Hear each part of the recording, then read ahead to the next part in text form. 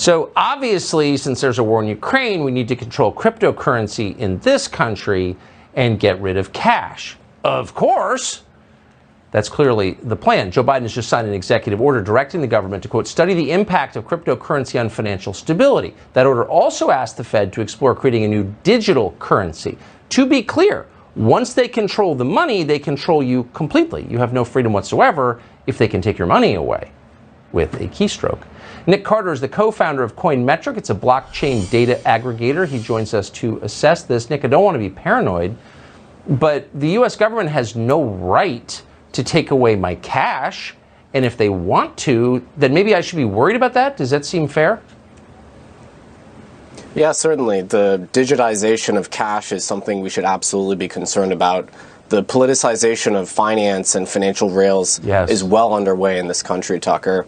And the CBDC, the enthusiasm for CBDCs at the executive is something we should be deeply worried about. So just bottom line it for us. I know they would very much like to regulate cryptocurrency, to control it, to make certain that you can't make any transaction outside of their control. Are they capable of that? Can they do it? It really depends, honestly. I mean, we've seen some troubling legislative developments in the last year that have been aimed at making it more challenging and effectively just legally harassing cryptocurrency entrepreneurs and cryptocurrency users.